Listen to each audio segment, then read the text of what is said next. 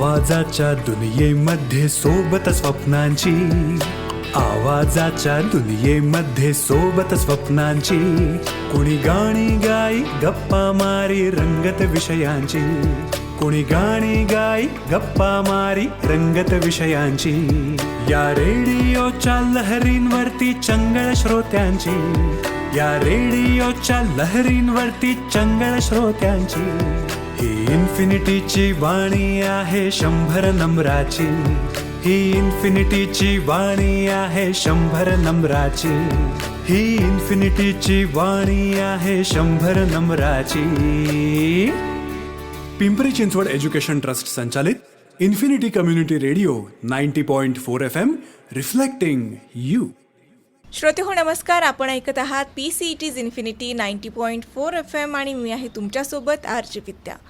शतकोटींचे बीज या कार्यक्रमात मी तुमचं अगदी मनापासून स्वागत करते. श्रोते हो, आजच्या भागात आपण कटीपासून पायापर्यंत संपूर्ण शरीराच्या रक्षणासाठी केलेली प्रार्थना आणि त्या प्रत्येक नावामधून उलगडत जाणारी रामकथा आज आपण अनुभवणार आहोत. सादर करते आहेत डॉक्टर शिवलीला पाटील. ऐकूयात कार्यक्रम शतकोटींचे बीज.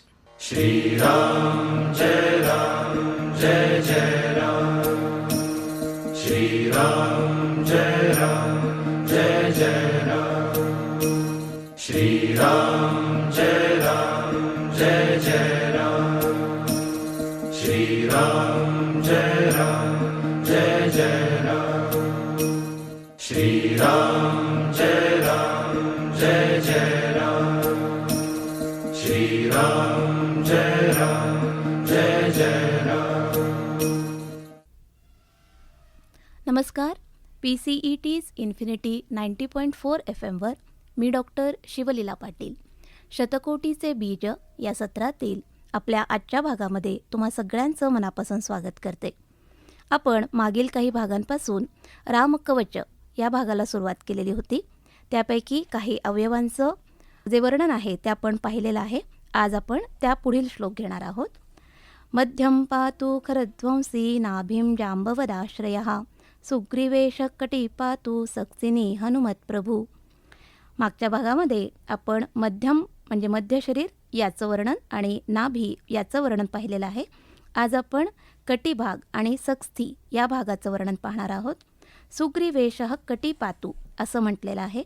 म्हणजेच काय तर सुग्रीवाचा ईश असणाऱ्या प्रभू श्रीरामाने माझ्या कटिभागाचं रक्षण करावं असं इथं म्हटलेलं आहे.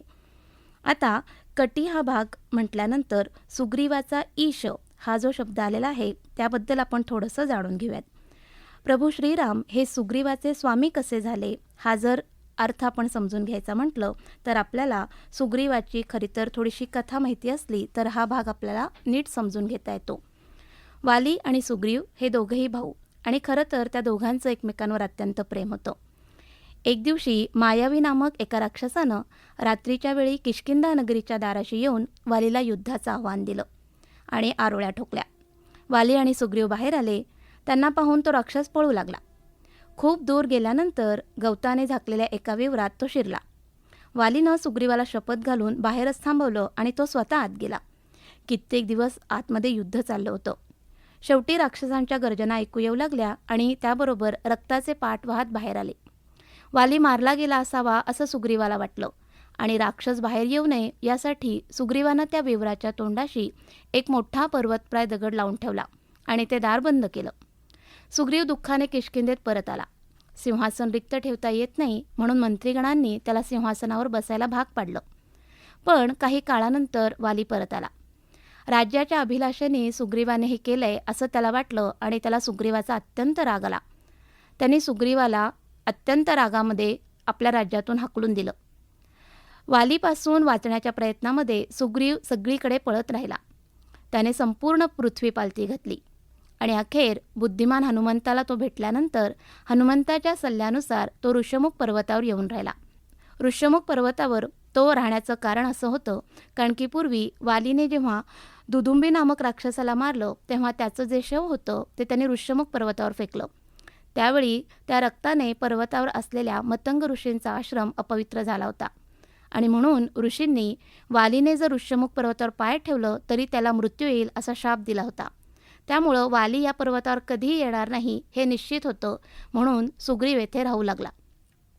याच ठिकाणी श्रीराम आणि लक्ष्मणांची सुग्रीवाशी मैत्री झाली. सुग्रीवानी रामाला त्याच्या सीताशोधाच्या कार्यामध्ये मदत करावी आणि रामाने वालीचा वध करून सुग्रीवाला भयमुक्त करावं असं त्यांच्यामध्ये बोलणं झालं.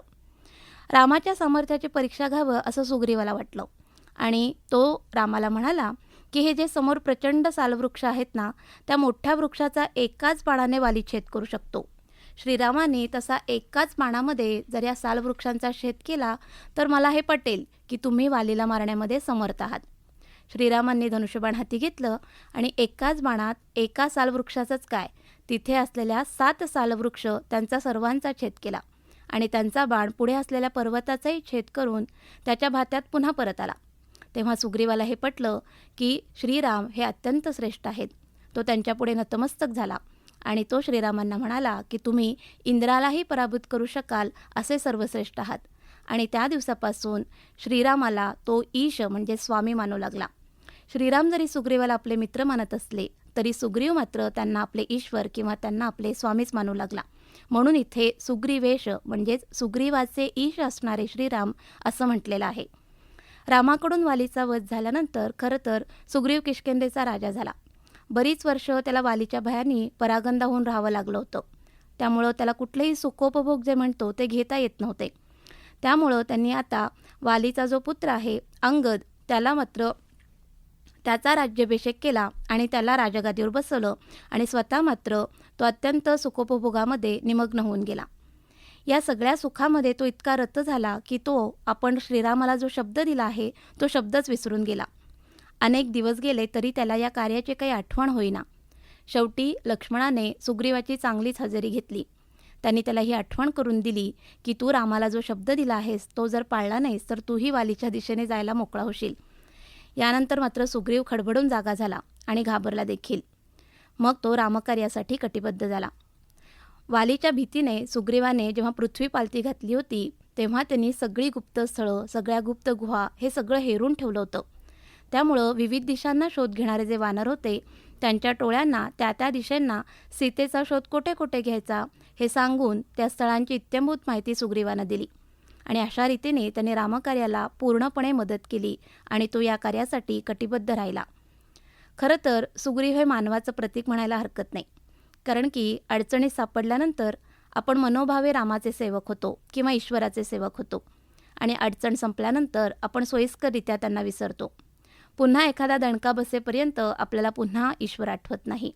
तसं न होता सुखामध्ये किंवा दुःखामध्ये कोणत्याही परिस्थितीमध्ये आपल्याला कधीही भगवंताचा विसर न व्हावा अशी बुद्धी आपल्याला प्रभू श्रीरामाने द्यावी यासाठी खरं तर ही प्रार्थना केलेली आहे. कुठलंही जेव्हा कार्य करायचं असतं त्यावेळेस आपण त्यासाठी सजग असणं, त्यासाठी तत्पर असणं, सक्षम असणं या सगळ्या गोष्टी अत्यंत आवश्यक असतात आणि त्यासाठीच त्याला आपण म्हणतो कटिबद्ध असणं. म्हणूनच इथे आपल्या कटिभागाचं रक्षण सुग्रीवाचा ईश असणाऱ्या श्रीरामाने करावं, कारण की सुग्रीव श्रीराम कार्यामध्ये अतिशय कटिबद्ध होता आणि त्यांनी नंतर आपलं जे कर्तव्य होतं ते अत्यंत सजगतेने पाळलं आणि पूर्ण देखील केलं. सक्सिनी हनुमत प्रभुहू. सक्सी याचा अर्थ उरू किंवा जांघा असा होतो, पण उरू हा जो शब्द आहे तो पुढे आलेला आहे, त्यामुळे इथे जांघा हाच शब्द जास्त योग्य वाटतो. रामरक्षेत शरीराच्या खरं तर सर्व दृश्य भागांचा उल्लेख आहे, पण गुह्य भागाचा उल्लेख मात्र केला गेलेला नाही आहे. त्याचा प्रत्यक्ष उल्लेख टाळून इथं कदाचित त्याचा निर्देश केला आहे असं वाटतं, कारण याच भागामध्ये ज्याला आपण वैदिक भाषेमध्ये पेल्विक ऑर्गन्स म्हणतो ते सगळे असतात. सर्व प्रकारच्या कामप्रवृत्तींवर नियंत्रण ठेवण्यासाठी हनुमंत हा आधार आहे. कामप्रवृत्तींचं जर नियंत्रण झालं नाही तर सर्व शक्तींचा ऱ्हास होतो आणि अधःपतन होतं. हनुमंत हा खरं तर कामप्रवृत्तीवर नियंत्रणाचा आदर्श नव्हे, तर कोणत्याही स्थितीत कामप्रवृत्ती उठलीच नाही किंवा उठणारच नाही या गोष्टीचा तो आदर्श आहे. तो सर्व पातळीवरील निष्कामतेची मूर्ती आहे. हरिभक्त तो शक्त कामासमारी, जगी धन्य तो मारुती ब्रह्मचारी असं म्हटलं जातं. म्हणूनच इथं माझ्या सक्स्ती भागाचं रक्षण हनुमंताचे प्रभू असणाऱ्या श्रीरामाने करावं अशी प्रार्थना केलेली आहे. उरु रघुत्तम पातु रक्ष कुलविनाशकृत. उरु म्हणजेच मांड्या. मांड्यांचं रक्षण रघुत्तमहा म्हणजे रघुकुलामध्ये उत्तम असा जो पुरुष आहे त्यांनी, आणि दुसरं विशेषण आहे रक्षक कुलविनाशकृत म्हणजेच राक्षस कुळाचा नाश करणाऱ्या श्रीरामाने करावं अशी इथे प्रार्थना केली आहे. खरं तर मांडी म्हटलं की आपल्याला काय आठवतं? मांडी म्हटलं की आपल्याला आपल्या आईची मांडी सगळ्यात आधी आठवते. मांडी हे बालकाला प्रेमाने बसवून त्याचं लालन करण्याचं, त्याचं पालन करण्याचं असं एक सुंदर स्थान. स्नेह आणि गुणविकासांचा जो वारसा असतो तो एका पिढीकडून दुसऱ्या पिढीकडे दिलं जात असताना ममत्वाची मांडी हे खरं तर स्थान आहे. अगदी आईच्या मांडीवर बसण्यापासून वडिलांच्या मांडीवर बसून मौजीबंधनामध्ये कानात गायत्री मंत्र ऐकण्यापर्यंत हे सगळे संस्कार, हे सगळं प्रेम पुढच्या पिढीला प्रदान करणं हे सगळं मांडीवर घडतं. म्हणून एका पिढीचं गुणसंवर्धन पुढच्या पिढीत कसं संक्रमित होतं याचं रघुकुल हे खरं तर उत्तम उदाहरण मानलेलं आहे. मग त्या रघुकुलातील उत्तम अशा श्रीरामाने आमच्या मांड्यांचं रक्षण करावं अशी इथे प्रार्थना आहे. आमच्या जीवनातील संस्कार आम्ही पुढच्या पिढीमध्ये संक्रमित करावेत, परस्पर स्नेहाचं वातावरण टिकवून ठेवावं, दोन पिढ्यामध्ये अंतर पडू न देता स्नेह जपावं यासाठी ही प्रार्थना. तसंच दुसरं विशेषण आहे रक्षक कुलविनाशकृत म्हणजेच राक्षसाच्या कुलांचा नाश करणारा. मांडी हे खरं तर बाहूप्रमाणेच सामर्थ्याचं स्थान आहे. त्यामुळं जेव्हा आव्हान दिलं जातं तेव्हा मांड्या ठोकून आव्हान दिलं जातं. बाहू आणि मांडी हे दोघंही सामर्थ्य दर्शवणारे अवयव. खरे बलवान जे असतात ते कोणत्याही परिस्थितीमध्ये आपलं आव्हान टिकवून ठेवतात. रामानेही तेच केलं. खरं तर राम वनवासात होते, त्यांच्याकडे कोणतंही सैन्य नव्हतं. अशा वेळेस किंवा अशा परिस्थितीमध्ये देखील त्यांनी वैरी रावणाला आव्हान दिलं आणि आपल्या वानर सेनेसह त्यांनी राक्षस कुळाचा नाश केला. त्याचप्रमाणे आमच्या मांड्यांचं म्हणजेच आमच्या आव्हानांचं जे रक्षण आहे ते रघुत्तमाने करावं असं इथं म्हटलेलं आहे. दुर्जनांविरुद्ध, अन्यायाविरुद्ध, अत्याचाराविरुद्ध आमचं जे आव्हान आहे ते कायम टिकावं आणि ते पूर्ण करण्याचे सामर्थ्य आम्हाला प्रभू श्रीरामाने द्यावं असा अर्थ आपण इथे घेऊ शकतो. पुढचा श्लोक आपण घेऊयात.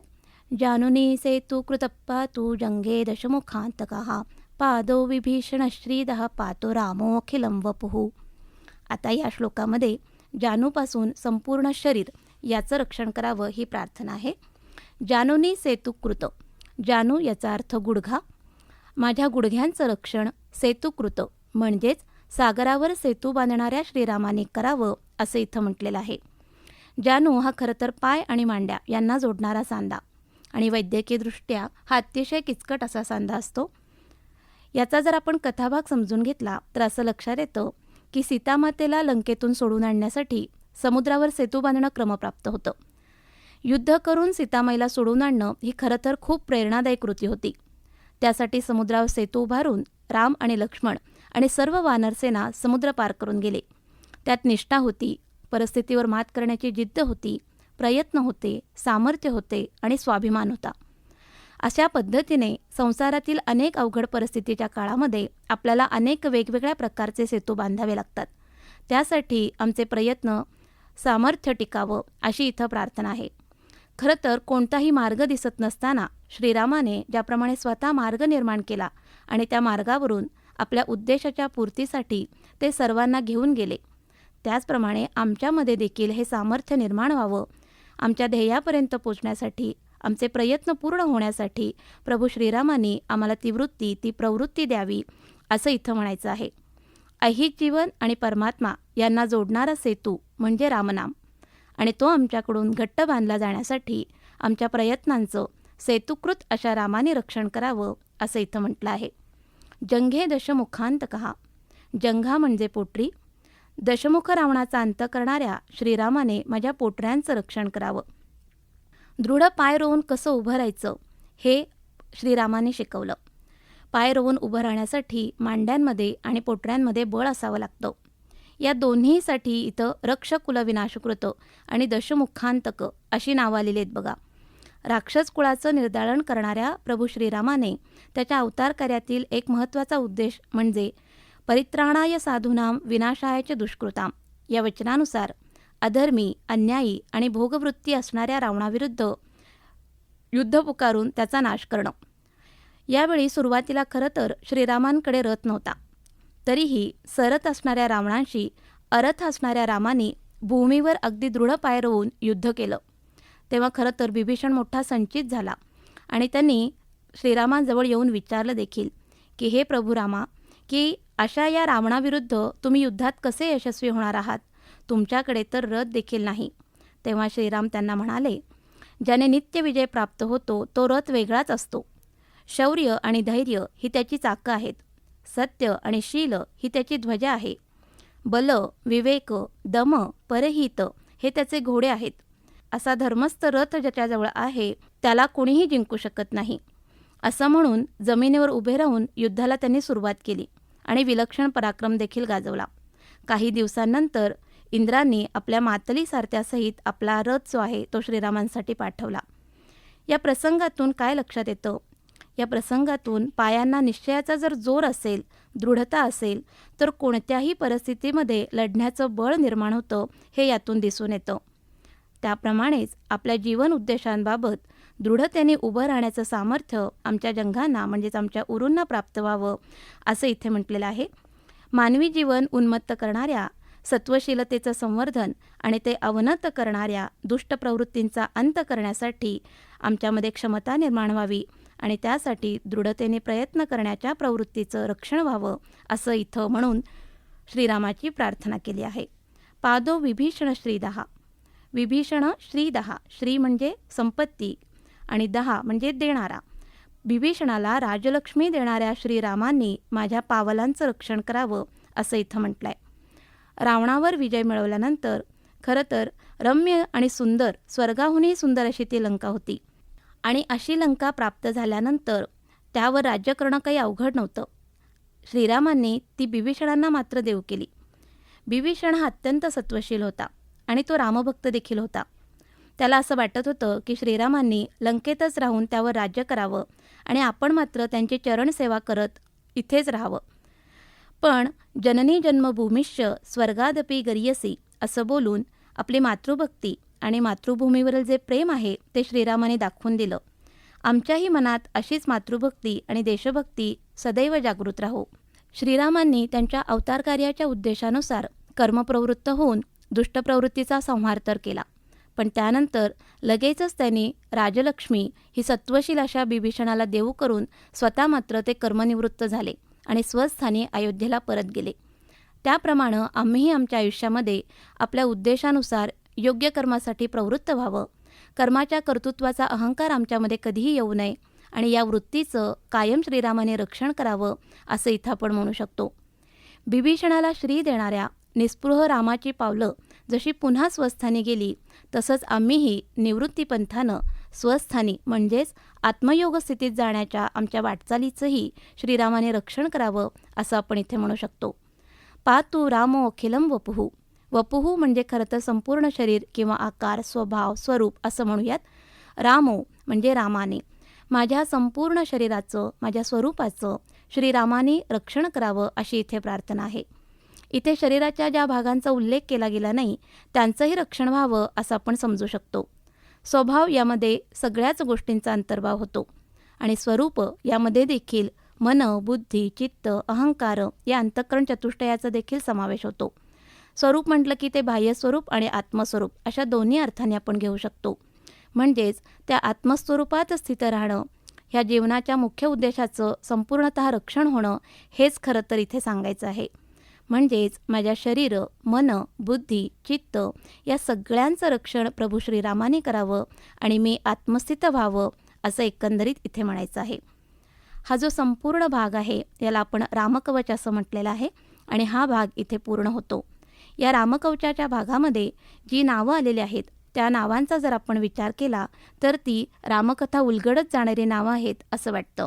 आपण थोडक्यात त्याबद्दल समजून घेऊयात. पहिलं नाव आलेलं आहे राघव. राघव याचाच अर्थ श्रीरामाचा रघुकुळात झालेला जन्म दर्शवतं.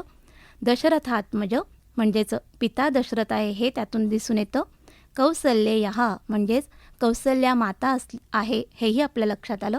विश्वामित्र प्रियहा श्रीराम हे विश्वामित्रांसोबत यज्ञरक्षणासाठी निघालेले आहेत हे यातून दिसून येतं. मखत्राता विश्वामित्रांच्या सोबत यज्ञाचं रक्षण करण्यासाठी श्रीराम गेले आणि त्यांनी मारीच, सुबाहू आणि इतर राक्षसेनेचं पारिपत्य केलं आणि यज्ञाचं रक्षण केलं.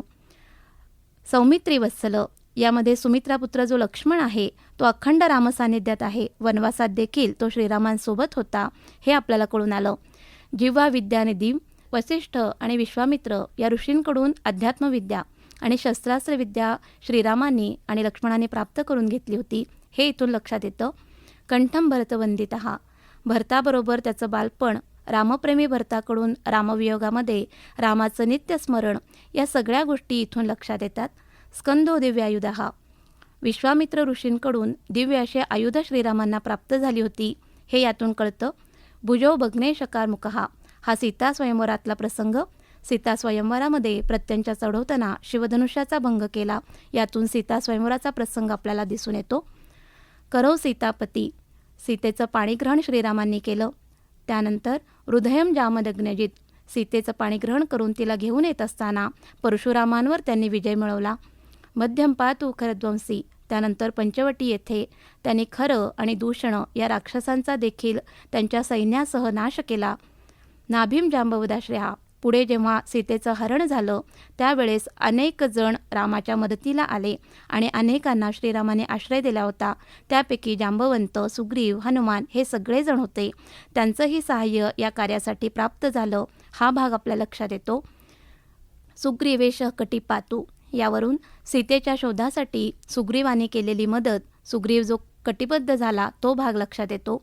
सक्स्तिनी हनुमत प्रभू हनुमंताकडून सीतेचा लंकेत शोध घेतला गेला. उरु रघुत्तम पातू रक्षक कुल विनाशकृत यावरून राक्षस कुलाच्या संहारासाठी जी युद्धाची तयारी सुरू झाली होती तो भाग लक्षात येतो. जानूनई सेतुकृत पातू म्हणजेच रामसैन्याला लंकेत नेण्यासाठी समुद्रावर जे सेतुबंधन झालं तो प्रसंग या नावातून आपल्या लक्षात येतो. जंघे दशमुखांतकः म्हणजेच युद्धात रावणाचा अंत झाला हे लक्षात येतं. पादो विभीषण श्रीदहा युद्धात रावणाचा अंत झाला आणि लंकेवर विजय मिळवल्यानंतर ती लंका संपूर्ण राज्यलक्ष्मीसह श्रीरामांनी बिभीषणाला देऊ केली तो हा प्रसंग. आणि हे संपूर्ण झाल्यानंतर श्रीराम हे पुन्हा अयोध्येकडे परत आलेले आहेत. पातो रामो अखिलम वपुः अशा पद्धतीने रामाकडून आपल्या संपूर्ण शरीराचं रक्षण करावं असं जर आपण लक्षात घेतलं तर ही सगळी नावं आपल्याला थोडक्यात रामकथेचा जो एक गाभा आहे किंवा रामकथेचं ओझरतं जे दर्शन आहे ते घडवून आणतात असं म्हणायला हरकत नाही आहे. तर आजच्या भागामध्ये आपण रामकवच हा जो भाग होता तो संपूर्ण केलेला आहे. रामकवचाचं नित्य पठण जर आपण केलं तर आपल्या संपूर्ण शरीराचं, संपूर्ण अवयवांचं रक्षण प्रभू श्रीराम करतात. वाच्यार्थ आणि लक्षार्थ या दोन्ही अर्थांनी आपण हा भाग समजून घेतलेला आहे. या पुढील जो भाग आहे तो आपण पुढच्या भागात घेऊयात. तोपर्यंत श्रीराम जय राम जय जय राम. धन्यवाद. श्रीराम जय राम जय जय राम. श्रीराम जय राम जय जय राम. श्रीराम जय राम जय जय राम. श्रीराम जय राम जय जय राम. श्रीराम जय राम जय जय राम. श्रीराम जय राम जय जय राम. शतकोटींचे बीज हा कार्यक्रम आत्ताच आपण ऐकलात फक्त PCET's इन्फिनिटी 90.4 FM वर. आजच्या भागात आपण ऐकलं की कटीपासून पायापर्यंत संपूर्ण शरीराच्या रक्षणासाठी केलेली प्रार्थना आणि त्या प्रत्येक नावामधून उलगडत जाणारी रामकथा. सादरकर्त्या होत्या डॉक्टर शिवलीला पाटील. ऐकत रहा PCET's infinity 90.4 FM reflecting you. जय राम जय जय राम. श्रीराम जय राम जय जय राम. श्रीराम जय राम जय जय राम. श्रीराम